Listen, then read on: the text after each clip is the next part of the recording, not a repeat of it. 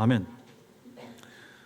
우리가 다윗 강해를 작년에 이어서 다시 계속 하는데 12월 달 설교에서 다윗이 두려워했던 부분, 두려움과 그의 회복을 보았습니다. 블레셋에서의 수치와 아둘람 굴에서 경험한 은혜를 우리가 살펴보았습니다. 오늘 우리는 이제 믿음으로 회복된 다윗이 어떻게 살아가는가 하는 것을 봅니다. 다윗의 삶에 있어서 가장 중요한 변화는 무엇인가? 이전에 보았던 다윗과 오늘 우리가 보는 다윗에 있어서 큰 차이점이 무엇인가? 묻는 것입니다. 하나님께 묻는 것, 기도하는 거죠. 오늘 본문 중에 보면 2절, 4절, 9절, 10절 여기 보면 다윗이 여호와께 묻되 4번이나 나옵니다. 다윗이 여호와께 묻되. 사무엘상 성경 저자는 다윗의 가장 중요한 특징으로 이제 하나님께 묻기 시작하고 있는 다윗의 모습을 적어주고 있습니다. 블레셋으로 처음에 도망갈 때 다윗은 하나님께 묻지 않았죠. 사울을 두려워하면서도 자기 생각대로 움직이던 그러한 다윗의 모습을 보았습니다. 그런데 이제 다윗이 달라졌어요. 다윗은 어떤 결정을 내리기 전에 이제 하나님께 먼저 묻기 시작하는 모습을 보입니다. 오늘 이 본문의 사건은 2개로 구성되어 있는데 첫 번째가 1절부터 6절까지 그일라 주민들을 구출하는 사건이고 두 번째가 7절부터 14절까지 구출해낸 그 그일라 사람들에게 배신당하고 다윗이 탈출하여 도망하는 내용, 이 2가지입니다. 이 2가지 사건을 통해서 우리는 하나님께 묻는 삶이 무엇인지, 그리고 하나님께 묻는 삶이 왜 복된 삶인가 하는 것을 보게 될 것입니다. 먼저 하나님께 묻는 결정입니다. 1절부터 2절 오늘 우리 읽었는데 여기 보면 그일라라고 하는 지역은 유다 지파의 한 성읍입니다. 그런데 여기에 블레셋 사람들이 공격해 쳐들어오는 거죠. 타작마당을 약탈하고 있는 것이 1절과 2절에 나옵니다. 타작마당이 뭐냐면 추수한 곡식을 타작하는 곳으로 여기에 먹을 것이 다 있죠. 백성들의 생존이 달린 곳이 여기입니다.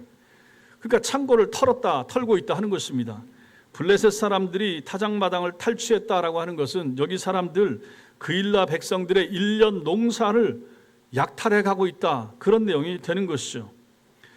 지금 우리는 이 배경에 나타나는 다윗의 상황을 앞의 내용과 연결해서 이해를 좀 해야 됩니다. 지금 상황이 어떤 상황입니까? 사울에게 여전히 쫓기고 있는 도망자 신세의 다윗입니다.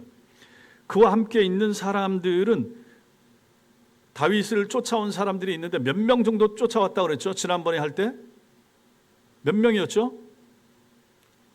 한 달 전에 한 거 기억이 안 나시는군요. 400명 정도 환난당한 사람, 상한 사람, 어려운 사람, 힘든 사람들이 사무엘상 22장 2절에 보면 그 환난당한 사람들이 다윗 주변에 모여들었고 다윗을 쫓아오고 있다 말씀을 드렸죠. 그들 자신의 생존도 불확실한 어려운 형편입니다. 힘 있고 능력 있는 사람 하나도 없어요. 다 억울하고 상처받고 빚진 사람들, 막 고통당한 사람들이 다윗 주변에 몰려든 거죠. 인간적으로 볼 때 이런 상황에서 다윗이 누구를 도와주겠다고요? 자기 코가 석자인데 그일라가 어려움 당하고 있다고 거기 가서 도와주러 가는 거, 이게 말이 안 되는 거예요. 구원할 의무도 없고 또 구원하러 간다고 해서 이긴다는 보장도 없어요. 능력도 불확실합니다. 인간적으로 볼 때 다윗은 지금 이런 형편인 거죠. 자기 자신만 추스르기도 힘에 버거운 상태인 거죠. 자, 그런데 다윗은 이러한 그일라가 블레셋의 침입을 받고 있다는 소식을 듣고 무관심하게 그냥 지나치지 않습니다. 그리고 묻는 거예요, 여호와께. 거기 말씀해 보니까 2절에 이에 다윗이 여호와께 묻자와 이르되 내가 가서 이 블레셋 사람들을 치리까 공격할까요? 묻는 거죠. 묻는 순서를 한번 보십시오. 다윗은 자기가 할 수 있는지 없는지 이걸 먼저 계산하지 않습니다. 내 형편이 저 사람들을 도울 처지인지 부하들한테 우리가 가서 도와줄까? 이거 자문을 구하지도 않습니다. 하나님께 먼저 묻는 거예요.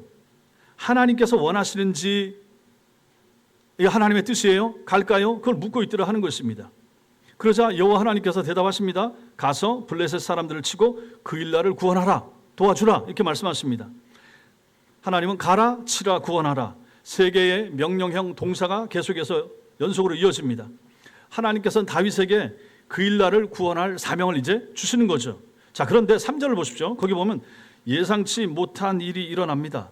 다윗의 사람들이, 즉 다윗의 부하들이, 다윗의 참모들이 그에게 이르되 보소서 우리가 유다에 있기도 두렵거든 하물며 그 일라에 가서 블레셋 사람들의 군대를 치는 일이리까 이렇게 말합니다. 반대하는 거죠.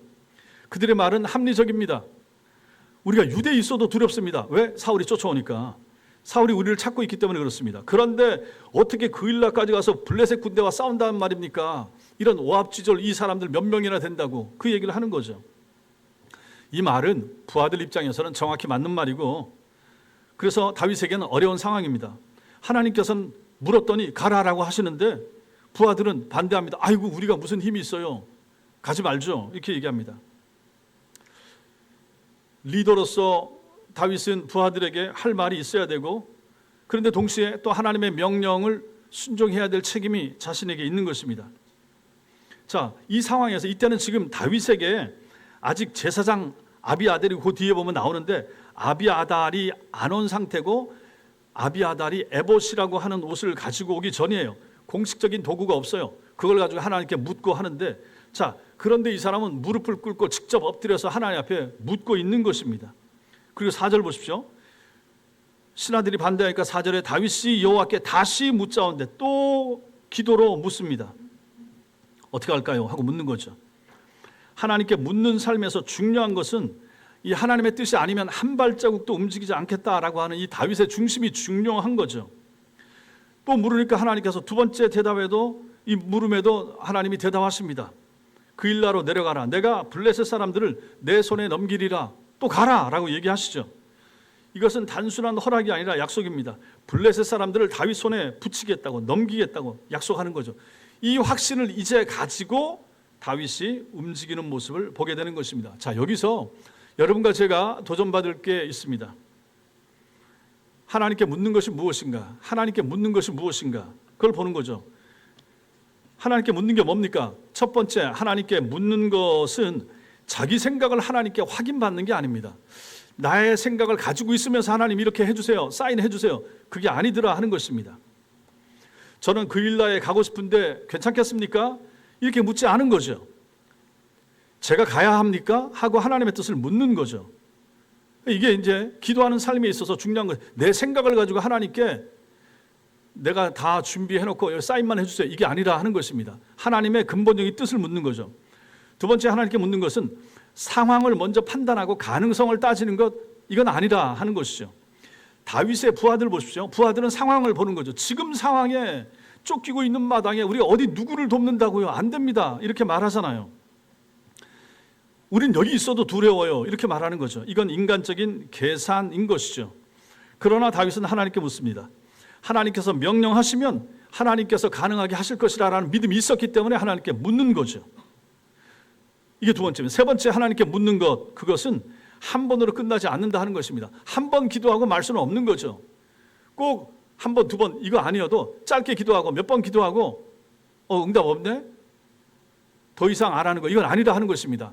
오늘 성경에서 한 번 묻고 또 묻고 두 번 묻는 게 나오지만 결국 이것은 하나님의 뜻을 확실하게 묻기 위하여 계속해서 하나님께 물으라 하는 것입니다. 하나님께 묻는 삶, 응답이 올 때까지, 확신이 들 때까지 묻고 묻는 삶이 필요하다. 자주 물으라, 계속 물으라, 결국 기도하라 하는 얘기죠. 한 번 기도하고 멈추는 것이 아니라 그 일에 대하여 하나님의 사인이 내게, 내 삶에 오기까지, 나타나기까지 기도하고 물으라 하는 것입니다. 그 다음에 오늘 말씀에서 우리가 보는 두 번째, 순종의 열매입니다. 순종했을 때 그럼 어떻게 될 것인가? 하나님께 묻고 기도하면서 물었더니, 그리고 가라고 하니까 순종했다. 순종했을 때 열매, 5절과 6절입니다. 다윗과 그의 사람들이 그 일나로 가서 블레셋 사람들과 싸웠는데 하나님이 도와주시니까 그들을 크게 쳐서 죽이고 그들의 가축을, 전과물을 끌어오니라. 다윗이 이와 같이 그 일나 주민을 구원했다. 다윗이 하나님께 순종했을 때 여기 보니까 세 가지가 나타나요. 첫째, 승리, 둘째, 구원, 셋째, 공급입니다. 승리가 있었다. 이겼죠. 하나님이 약속하신 대로 블레셋 사람들을 다윗의 손에 붙여줬습니다. 그래서 이 사람들을 구원했습니다. 구원. 그일라 주민을 구원했다. 살려냈습니다. 세 번째, 전과물이 있습니다. 공급. 그들의 가축을 끌어오니라. 먹을 거 얻게 되는 거죠.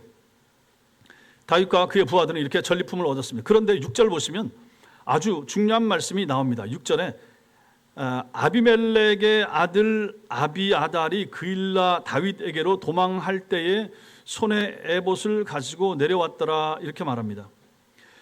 다윗이 말씀에 순종하여 그일라로 나아갔을 때 승리를 허락하셨고, 그리고 하나님께서 사람을 하나 보냅니다. 아비아달입니다.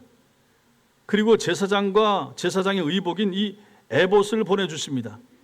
아비아달이 누구냐? 사무엘상 그 앞에 22장에서 보았던 것처럼 사울이 노베에 있는 제사장들을 싹 죽입니다. 전부 다 죽이는데 유일하게 살아남은 한 사람이 바로 이 사람 아비아달인 거죠.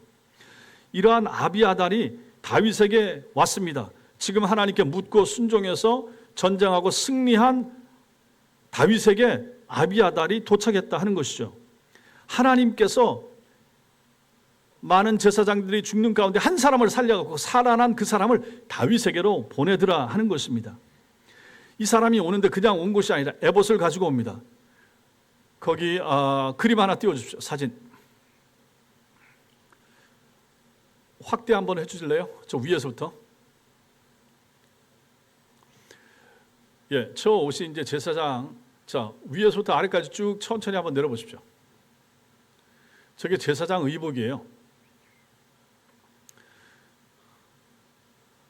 자, 저기서 저 앞치마 같은 거 있죠? 살짝 올려서 저 앞치마 위로 더 올려서 앞치마 밑에서부터 위에까지 저것을 가지고 에봇이라 부릅니다. 에봇. 그 다음에 저 가슴에 흉패가 붙어 있잖아요. 저 12지파 이제 12보석을 새겨놓고 저 흉패 저 안쪽에 우림과 둠밈이 들어있는 거예요. 저 속에.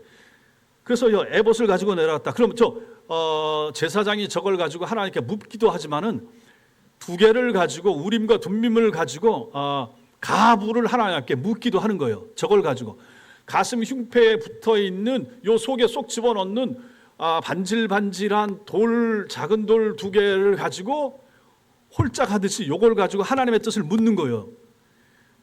그래서 기도하면서 물을 수도 있지만 하나님 갈까요 말까요 할 때도 이거 가지고 이 돌이 나오면 가고 이 돌 나오면 안 가고 이렇게 이제 판단할 수 있는 제사장만이 가지고 있었던 에봇에 붙어 있는 흉패 안에 들어 있는 돌 두 개가 우림과 둠밈이라 하는 것이죠. 자, 그런데 여기서 아비아달이 에봇을 가지고 내려왔더라. 그럼 제사장의 저 옷을 가지고 왔다는 것은 저 안에 있는 우림과 둠밈을 가지고 물을 수 있는데 그것을 가지고 아비아달이 내려왔다는 것입니다.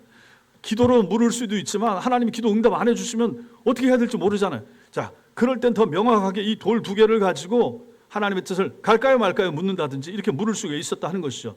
그런데 하나님께서 기도하면서 말씀에 순종한 다윗에게 그일라에서 블레셋을 물리치는 승리를 허락하시고 그 다음에 하나님의 선물이 하나 더 왔으니 그 사람이 바로 아비아달이면서 그 사람이 에봇까지 가지고 와서 하나님의 뜻을 묻는 좋은 도구를 가지고 왔더라, 이 뜻이 되는 것입니다.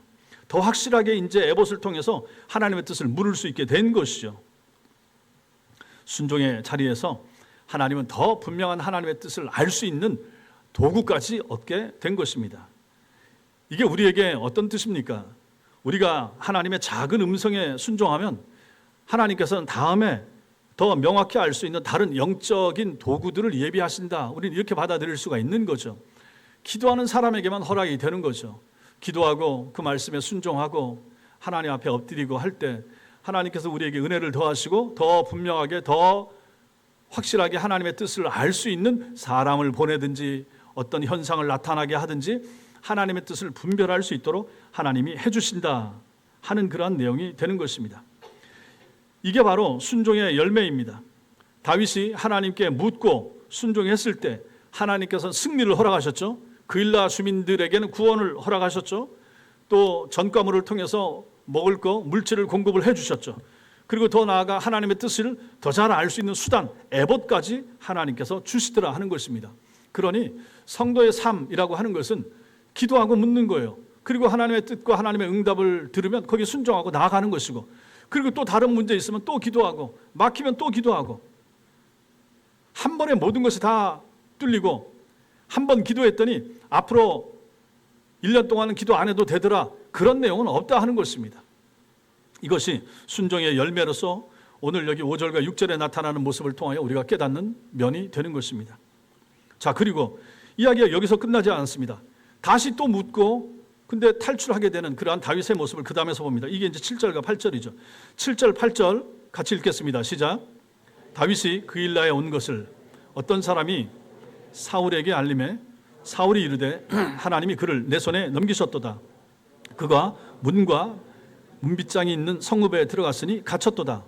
사울이 모든 백성을 군사로 불러 모으고 그일라로 내려가서 다윗과 그의 사람들을 애워싸려 하더니, 사울이 다윗이 그일라에 있다는 소식을 들은 거죠. 거기서 전쟁이 한바탕 붙었으니까요. 블레셋하고. 그러니까 이 사람이, 사울이 기뻐하면서 말합니다. 사울은 이 환경을 보고 기뻐하죠. 어떻게 기뻐합니까? 아하, 하나님께서 그를 내 손에 붙이셨다. 하나님께서 다윗을 내 손에 넘기셨다. 이렇게 보는 거예요. 이렇게 생각하는 거죠. 이게 얼마나 무서운 말입니까? 사울은 기도를 통해서 하나님의 뜻을 확인한 적이 없어요. 단지 사울이 본 건 뭡니까? 상황이, 아, 다윗 내가 여태 찾았는데 너 거기 있었어? 그일라에 갔어? 거기서 블레셋하고 싸웠구나. 아, 잘 됐다. 내가 이 판에 내가 내려가서 너를 잡아주마. 상황을 보고 판단하는 거죠. 아, 하나님께서 내가 미워하는 다윗 놈을 여기서 나로 하여금 잡게 그일라 성 속에 갇혔다. 너 이제 끝났어. 이 생각을 하는 거죠. 상황이 자기에게 유리하게 돌아가자 하나님의 뜻이라고 쉽게 해석해 버리는 그러한 사울의 모습을 보는 것입니다. 이처럼 환경이 열리는 것처럼 보인다고 해서 그게 다 하나님의 뜻은 아니다 하는 것을 우리가 알 필요가 있습니다. 보세요. 요나에게 하나님께서 어디로 가라고 했습니까? 어디로 가라고 했죠? 니느웨로 가라고. 그런데 어디로 가려고 했습니까? 다시스로. 정반대로 가려고 했죠. 그래서 요나가 어디로 내려갔습니까? 예? 아니 뱀이차은 좀 더 가야 되고 내려간 땅. 그래서 성경을 너무 잘 알면 그 다음까지 답이 나와가지고 하나님께서 니느웨로 가라고 했는데 다시스로 가려고 배 타고 가야 된단 말이에요. 그래서 요나가 내려갑니다. 어디로 갑니까? 욥바 항구로 가잖아요. 욥바 항구. 욥바 항구로 내려갔는데 마침 다시스로 가는 배를 만난 거예요. 그럼 뭐라고 생각합니까? 지금처럼 배가 자주 있는 때도 아니고 며칠에 한 번씩 있는데 딱 내려갈 때는 맞았어. 아다리가 맞았다. 그러면 하나님께서 나를 그래 다시스로 가라고 하시나 보다. 이렇게 생각하기 얼마나 쉬운가 하는 것이죠. 이게 바로 착각입니다. 사울처럼 상황을 보고 내 욕심을 하나님의 이름으로 포장해서 사람들이 말하기를 얼마나 좋아하는가.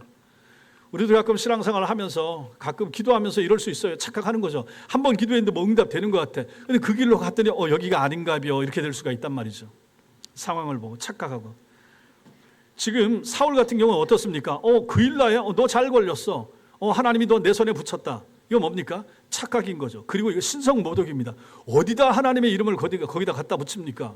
자기는 기도도 안 하고 믿음도 없으면서 기도하고 묻는 하나님의 종을 가지고 지 맘대로 너 잡혔어라고 감히 말하다니, 거기다가 여호와의 이름을 갖다 붙이다니 신성모독이죠. 스스로 갇혔다고 생각했는데, 그래서 그일라를 포위하려고 했고 다윗이 또 이 소식을 듣습니다. 사울이 내려온답니다. 사울이 다윗 당신을 잡으러 내려온답니다. 이 소식을 듣는 거죠. 9절 10절 읽겠습니다. 시작. 다윗은 사울이 자기를 해하려 하는 음모를 알고 제사장 아비아달에게 이르되 에봇을 이리로 가져오라 하고, 다윗이 이르되 이스라엘 하나님 여호와여, 사울이 나 때문에 이 성읍을 멸하라고 그일라로 내려오기를 꾀한다 함을 주의 종이 분명히 들었나이다. 들었어요. 위기를 감지하자 다시 하나님께 묻는데, 이번에는 에봇을 사용하여 이제 두 가지를 묻고 있습니다. 이제 에봇이 자기 손에 왔기 때문에 아비아달하고 같이 왔으니까 이걸 이용해서 묻습니다. 묻는데 이렇게 묻죠. 사울이 내려오겠나이까? 그일라로, 자기가 있는 여기로. 그리고 또 하나, 그일라 사람들이 혹시 나를 사울에게 내줄까요? 이걸 묻는 거죠. 지금 자기가 도와준 그 사람들 아닙니까? 도와준 사람들인데 이 사람들이 혹시 나를 사울에게 넘길까요? 묻는 거죠. 하나님의 대답이 충격적입니다. 뭐라고 나옵니까? 그들이 너를 넘기리라. 이렇게 나오는 거죠. 이게 이제 12절, 11절, 12절 같이 읽겠습니다. 시작. 그일라 사람들이 나를 그의 손에 넘기겠나이까? 주의 종이 들은 대로 사울이 내려오겠나이까? 이스라엘의 하나님 여호와여 원하건대 주의 종에게 일러 주옵소서 하니 여호와께서 이르시되 그가 내려오리라 하신지라. 12절 다윗이 이르되 그일라 사람들이 나와 내 사람들을 사울의 손에 넘기겠나이까 하니 여호와께서 이르시되 그들이 너를 넘기리라 하신지라. 사울이 내려올까요? 내려온다. 혹시 여기 그일라 사람들이 나를 사울 손에 넘길까요? 그거 넘겨준다. 이 응답을 여기서 다 받는 거예요. 넘겨준다는 게 뭡니까? 다윗을 배신하리라 하는 것이죠. 다윗이 가서 구원해주고 도와준 그 사람들이 사울이 내려오니까 사울이 당연히 더 군대가 강하고 하니까 너네 다윗을 보호하고 지켜주면 가만 안 둘 거야? 넘겨. 그랬더니 넘기겠다 하는 것이죠. 은혜를 원수로 갚는 거죠. 여기서 우리는 하나님의 놀라운 지혜를 봐야 됩니다. 무엇입니까? 당연히 그렇죠. 하나님께서 아직 일어나지 않은 일을 아십니다. 뭘 압니까? 여기 그일라 사람들이 다윗을, 자기를 도와줬던 다윗을 사울에게 넘기려고 하는 것을 하나님은 미리 아셨다 하는 것이죠. 미래에 일어날 배신까지 완벽히 아시는 것이죠. 이걸 하나님께서 왜 다윗에게 알려줍니까? 다윗을 실망시키기 위함이 아니라 다윗을 살리기 위하여 하나님께서 다윗에게 알려주시는 거죠. 우리가 하나님께 묻는다라고 하는 것은 하나님께 단순히 어떤 점괘를 묻듯이 그렇게 묻는 것이 아닌 것이죠. 피할 길을 내시는 하나님의 세밀한 인도 아래 거하기 위함을 우리는 여기서 알게 되는 거죠. 하나님께 묻고 지혜를 주고 하나님의 응답을 받고 피하라고 하면 피하고 하면서 여기까지 하나님이 도우시는구나 하는 것을 우리가 보는 것입니다. 이런 하나님의 응답을 듣자 즉시 다윗은 그일라를 떠납니다. 하나님께서 알려주셨기 때문에 거기 있을 필요가 없죠. 하나님께 물었기 때문에, 기도했기 때문에, 에봇을 동원하여 기도했기 때문에 하나님의 응답을 받았고 답을 두 가지, 사울이 내려온다, 이 사람들이 너 넘겨줄 거야, 그랬더니 알겠습니다 하고 피하게 되는 거죠. 여기서 배우는 게 뭡니까? 하나님께 묻는 것은 아까도 말씀드렸죠. 한 번 묻는 걸로 끝나지 않는다. 우리 인생에 있어서 문제는 한 번만 옵니까? 아닌 거죠. 그 격언 중에 화불단행이라고, 화가 오는데 하나만 오는 게 아니다 이런 말이 있죠. 집안에 어려운 일이 생기는데 하나 어려운 일이 있고 넘어가면 좀 괜찮을 때 더 큰 어려움이 있고 그 다음에 또 더 어려운 일이 있고 파도처럼 몰려오는 어려움이 집안에 있을 수도 있는 것입니다. 우리 인생도 그런 거죠. 신자의 인생도 마찬가지라 하는 것을 배웁니다. 그러니 신자는 뭘 해야 됩니까? 기도해야 되는 거죠. 좋고 편안하고 감사거리가 많을 때도 기도해야 되지만 어렵고 힘들면 그때마다 더 하나님께 엎드려서 다윗처럼 묻는 거죠. 보세요. 다윗이 묻는 인생이 됐잖아요. 안 물었단 말이죠. 그 앞에서는 안 묻고 도망치고 안 묻고 사울을 두려워하고 했었는데 이제 묻는 다윗이 된 거예요. 물으니까 담대하잖아요. 물으니까 하나님이 지혜를 주잖아요. 물으니까 더 쉽게 더 안전하게 피할 수 있는 방도를 하나님이 주신다 하는 것을 여기서 보는 것입니다. 그일라에 갈 때도 물었고 그일라를 떠날 때도 지금 묻고 있는 다윗, 계속해서 묻는 인생, 기도하는 다윗의 모습을 보는 것입니다. 또 하나 여기서 보는 게 뭡니까? 하나님께서 그에게 미래를 알려주더라 하는 것이죠. 그일라 사람들이 너를 배신할 거야. 물었기 때문에 하나님이 이걸 알려주는 거죠. 안 물었다 그러면 당연히 이 사람들이 날 지켜주겠지 했다가 거기 있었다가 사울 협박 때문에 넘겨줬으면 꼼짝없이 잡히지 않았겠습니까? 하나님께서 살려주시더라. 미래를 알려주시더라. 살게 하시더라. 우리도 마찬가지인 거죠. 우리의 미래 모르죠. 오늘 여기 다윗 시대하고 다르기 때문에 금방 응답해 주시고 이러지 않습니다. 신사도 운동하는 사람들처럼 귀에 들려주고 보여주고 그런 거 없습니다. 그럼에도 불구하고 하나님께서 미래를 책임져 주시고 동행하신다고 하고 어려워도 그 어려운 환경 가운데 하나님께서 함께 해주시겠다고 약속하는 것을 우리는 기도를 통하여 확인하게 되는 거죠. 또 하나 여기서 보는 게 뭡니까? 순종한다고 해서 이 순종이 항상 인간적인 성공을 보장하지는 않더라 하는 것입니다. 다윗은 하나님께 순종하여 그일라 사람들을 도와주고 구원했지만은 그 사람들에게 지금 배신당할 뻔한 것입니다. 도와줬다고 해서 그 사람들이 나한테 좋게 해주고 꼭 그런 건 없더라 하는 것이죠. 세상이 이런 거예요. 그런데 하나님께 물었더니 하나님께서 다윗으로 하여금 피하게 하신 것이죠. 보호해 주신 것이죠. 순종이 항상 좋은 결과를 보장해 주는 것은 아닙니다. 순종했다고 해도 우리가 인생에 어려운 일을 만날 수 있는 거예요. 그럼 그 결과는 하나님께 맡기는 것입니다. 하나님이 하시는 거예요. 내가 교회 일 하고 교회 순종하고 충성하고 잘 하는데도 불구하고 어려운 일 당할 수 있습니다. 사람들한테 오해받을 수도 있는 거예요. 그걸 가지고 하나님께 원망하지 마시라 하는 것입니다. 하나님, 나는 선한 마음 가지고 교회 섬기고 내가 할 것 다 잘했는데 사람들이 왜 나를 몰라주죠? 왜 오해하죠? 왜 내가 이런 형편에 처해야 되죠? 물을 필요 굳이 없다 하는 것입니다. 순종하고 내가 하나님 앞에 반듯하게 해도 상황이, 세상이 이런 식으로 흘러갈 때도 있다 하는 것을 우리는 여기서 배우는 거예요. 아니, 자기를 구원해 준 사람들을 넘기다니요. 말이 됩니까? 근데 그 일라 사람들은 그런 사람들이었다 하는 것이죠. 순종한 다음에 결과, 그것도 하나님께 맡기는 것입니다. 그래서 결국은 하나님께 묻는 것은 위기에서 우리를 구원한다 하는 것을 보게 됩니다. 다윗이 하나님께 묻지 않았으면 어떻게 됐겠습니까? 말씀드렸죠. 잡혔을 것이다. 사울에게. 죽을 수도 있었다. 그런데 다윗은 물었다. 계속 물었다. 한 번 묻고 두 번 묻고 세 번 묻고 움직일 때마다 묻고 그 하나님의 뜻에 순종하고 마침내 여기까지 왔다 하는 것입니다. 오늘 말씀에서 배우는 마지막 네 번째, 그것은 바로 하나님께 묻는 삶입니다. 14절 보겠습니다. 저 뒤에 이렇게 해서 14절 같이 읽겠습니다. 시작. 다윗이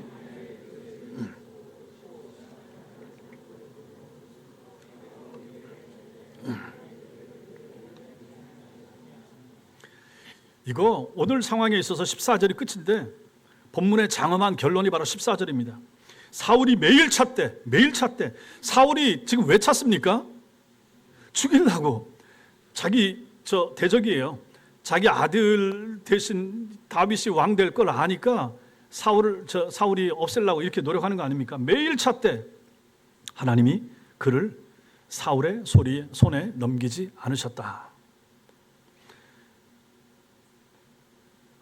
사울은 상황만 보고 7절에서 하나님이 다윗을 나에게 넘기셨다 장담했죠.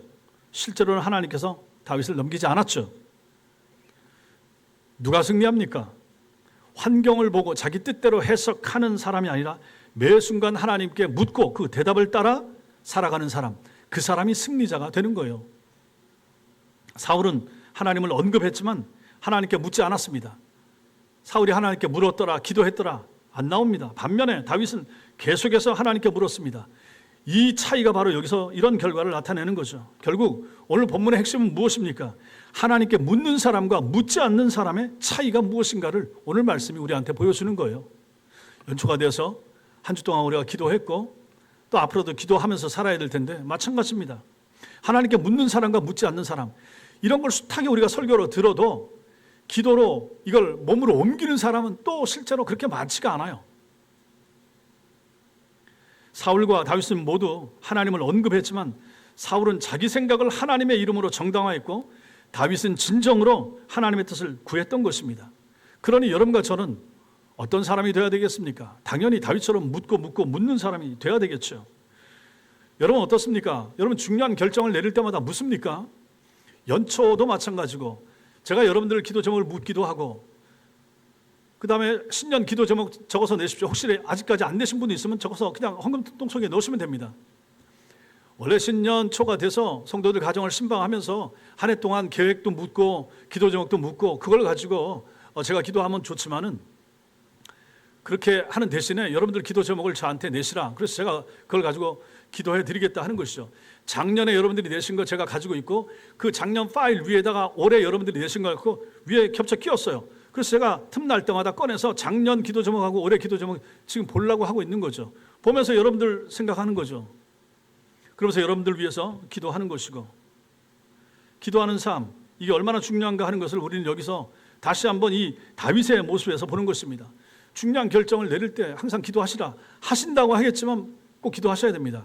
이사할 때도 마찬가지인 것이고 아이를 학교 보낼 때도 마찬가지고 아이를 군대 보낼 때도 마찬가지고 뭘 할 때도 마찬가지입니다. 작은 일로 생각되든지 아니면 큰 일 같아 보이든지 무엇이든지 하나님께 물으시라 하는 얘기예요. 다윗이 물었던 것처럼 그렇게 하나님께 묻는 사람이 되라 하는 것이죠. 그렇지 않은 분들도 있습니다. 자기 생각대로 결정을 내려놓고 저한테 와서 통보하고 뭐 이렇게 얘기하는 분도 있는데 그것은 선하고 아름다운 모습이 아닌 거죠. 다윗의 삶의 모습을 배우는 것이 그래서 우리는 필요한 것입니다. 작은 일에 묻고 반복해서 묻는 거, 위기 때도 물었고 평안할 때도 묻고, 한번 크게 혼난 다음엔 다윗이 변했죠. 계속해서 묻고 있는 모습을 우리는 여기서 보는 것입니다. 그랬더니 결국은 하나님의 선하심과 인도하심과 하나님의 공급과 하나님의 승리케 하심과 도와주시는 하나님의 역사, 아비아다를 통하여 이런 걸 다 체험하게 되잖아요. 이게 다 뭡니까? 모아서 우리가 다른 사람에게 전할 때 이게 바로 간증이 되는 거죠. 사랑하는 성도 여러분, 우리는 오늘 본문에서 두 부류의 인생들의 모습을 봅니다. 자기 눈에 보이는 환경을 하나님의 뜻이라 착각하면서 살았던 사울과 매 순간 하나님의 도우심을 구하며 발걸음을 옮겼던 다윗, 둘입니다. 오늘 말씀이 주는 교훈, 첫째는 환경의 문이 열린다고 해서 그게 다 하나님의 뜻은 아닐 수가 있다 하는 것입니다. 사울이 바로 그런 경우인 거죠. 다윗이 이 성읍에 갇혀 있다고 해서 하나님이 그를 내 손에 붙였네 이렇게 착각하는 거. 기도가 없는 사람의 특징은 상황 보면서 판단하는 거예요. 잘못된 것이라 하는 것입니다. 그러나 진정한 축복은 일이 잘 풀리는 것이 아니라 하나님과 대화하고 하나님께 묻는 그 상태가 바로 복된 상태가 되는 거죠. 위기의 순간, 사울이 쫓아오는 순간에도 하나님 앞에 엎드릴 수 있었던 사람, 하나님께 물으면서 기도하는 그 사람, 지금 또 일어나서 도망가야 되지만 이 사람이 행복한 사람이에요. 쫓아오는 사울이 행복한 사람이 아니라 기도하면서 도망가는 다윗이 행복한 사람이라 하는 사실이죠. 어느 편을 취하겠습니까? 보통 사람들은 있는 사람, 가진 사람, 쫓아오는 사람 되기를 원한다고 하겠지만 여러분과 저는 그래서는 안 되죠. 다윗 편에 서야죠. 쫓기더라도, 적은 것이 있더라도, 자기 주변에 몰려든 사람 400명 다 어렵고 힘들고 구차한 사람들밖에 없더라도 하나님 앞에 엎드리고 기도하고 물으면서 피난 가라, 도망가라, 그래도 이 편을 택하는 것이 나은 게 아니냐 하는 것이죠. 또 하나 보는 것은 하나님은 우리의 미래보다 더 크신 분이시라 하는 사실을 여기서 보는 것입니다. 우리는 내일 일을 알지 못합니다. 그래서 불안해하죠. 그 일날 사람들이 나를 배신하면 어떡하지? 사울이 들이닥쳐서 다 때려부수고 잡아가면 어떡하지? 그런 마음이 우리 마음속에, 다윗 마음속에 있을 수가 있죠. 그러나 하나님은 다윗에게 일어날 수도 있었던 이러한 배신의 미래를 미리 알려주셔서 피하게 하더라. 그러니 기도할 때 하나님께서 이러한 은혜를 주시는 거죠. 여러분과 저도 마찬가지로 하는 것입니다. 기도해야 물론 다 꼭 그렇게 해주시는 건 아니겠지만은 피할 길을 내신다 하는 것이죠. 우리 귀에 안 들려지고 우리 눈에 안 보여져도 기도하고 물으려고 하는 참 기특한 하나님의 백성을 하나님께서 궁지에 빠지도록 내버려 두시겠습니까? 안 그렇다라고 하는 것이죠. 어렵고 힘들어도 기도하면서 피하고 도망가는 그러한 다윗처럼 우리가 돼야 되는 거 아닌가 하는 것이죠. 그렇다면 하나님은 우리의 미래보다 더 크십니다. 암담한 미래, 보이지 않는 미래, 열리지 않는 미래, 그럼에도 불구하고 하나님은 그 미래보다 크시다. 왜? 하나님은 과거에도 하나님이시고 지금도 하나님이시고 미래에도 하나님이시고 온 세상을 주관하시고 시간과 역사와 공간을 하나님이 주관하신다고 믿으니까 그런 것이죠. 세 번째, 주님께 묻는 것은 가장 빠른 지름길입니다. 지름길, 하나님께 묻는 것입니다. 내 판단대로 빠르게 결정하는 것이 효율적이라 생각하지만 그렇지 않을 때가 훨씬 많습니다. 묻지 않고 가다 보면 절벽에 낭떠러지에 다다를 수도 있습니다. 인생이 그렇습니다. 그래서 오늘 14절 말씀이 위대하다고 하는 거예요. 사울이 매일 찾대. 사울이 왕이에요. 왕이 정보원 풀고 사람 풀면 찾아낼 수 있어요. 매일 찾습니다. 그런데 하나님이 안 주는 걸요. 하나님이 품어주고 감춰주는 걸요. 아니 지가 왕이면 뭐합니까? 하나님 손에 있는 다윗, 그 몇 명 안 되는 사람들 데리고 이리저리 피신하는 다윗, 그래도 하나님 손에 있는 다윗이 행복한 사람이 아닌가 하는 것이죠. 사울이 찾으면 뭐합니까? 하나님이 안 내주면 소용이 없는 거예요. 그러니 우리는 하나님의 손 안에 있는 인생을 산다. 이게 얼마나 감사한 것입니까? 사울이 매일 찾습니다. 쫓아옵니다. 그것처럼 우리 인생에도 그럴 수 있습니다. 질병이 우리를 쫓아올 수 있습니다. 안 아프고 건강하면 좋죠. 근데 아플 수 있습니다. 성도가 다 마찬가지입니다. 여기 아팠다가 좀 낫더니 여기 아프고, 여기 아팠다가 좀 낫더니 이쪽이 아프고, 그럴 수 있죠. 그럴 수 있죠. 질병이 우리를 매일매일 찾고, 너 넘어뜨리자, 너 넘어뜨리자. 질병이 이렇게 우리를 찾아올 수가 있습니다. 아니면 물질적인 어려움이 우리를 찾아올 수 있습니다. 10년 전에도 어려웠는데 5년 전에도 어렵고 여전히 어렵고 그럴 수 있습니다. 안 그러면 행복하고 감사하겠지만은 가난이 우리를 쫓아올 수 있습니다. 또 근심 걱정이 우리의 문을 두드릴 수도 있습니다. 사울이 매일 찾는 것처럼 사단의 역사 가운데 이런 어려운 일들이 우리에게 계속 닥쳐올 수도 있는 것입니다. 그런데 중요한 게 뭡니까? 하나님이 우리를 내주지 않는 거예요. 가난에게, 멸망에게, 넘어짐에, 포기에 하나님이 붙잡고 계시는 한 그것은 우리에게 다가올 수가 없다 하는 것이죠. 이런 인생은 얼마나 행복합니까? 지금 당장 왕 사울, 지금 당장 쫓기는 도망자 패잔병 다윗, 사울과 다윗의 차이가 지금 여기서는 그렇게 나타납니다. 이럴 때일지라도 성도들은 패잔병이고 몇 명 안 되고 도망 다니고 이리저리 도망 다니는 비루한 인생들만 모여 있는 다윗 집단이지만 이 편을 택하는 사람들이 돼야 된다 하는 것이죠. 하나님이 함께하는 사람, 하나님이 사울 손에 내주지 않는 사람, 사탄에게 내주지 않는 하나님의 백성이 되는 삶, 얼마나 감사합니까? 여러분과 제가 이런 인생을 살 수 있게 되길 바랍니다. 하나님께 붙잡힌 바 되시고, 하나님 의지하시고, 하나님 물으시고, 하나님께만 소망을 두시고, 당장 부자 안 될 수 있습니다. 당장 몸 낫지 않아요. 형편이 당장 확 풀리고 자녀들이 금방 원하는 대로 안 될 수도 있어요. 그럼에도 불구하고 하나님 손에 붙잡힌 바 된 인생, 그런 어려운 환경 속에서도 하나님께 기도하면서 하나님 이거 도와주세요, 이거 도와주세요, 이거 하나 막 열심히 기도했더니 하나님 이거 응답해 주시고, 또 어려운 문제 있어 이거 또 기도했더니 이거 하나 해결해 주시고, 이런 인생을 산다고 해도 하나님께 물으면서 살아가는 인생이 얼마나 복되고 아름다운 인생인가 하는 것을 우리는 오늘 말씀에서 다윗의 삶을 통해서 확인하면서 보게 되는 것입니다. 그러니 성도 여러분, 물으십시오. 작은 일부터 물으십시오. 반복해서 물으십시오. 내가 이 일 해야 됩니까? 내가 이 사업 해야 됩니까? 내가 이 사람 만나야 됩니까? 내가 이 길 가는 거 맞습니까?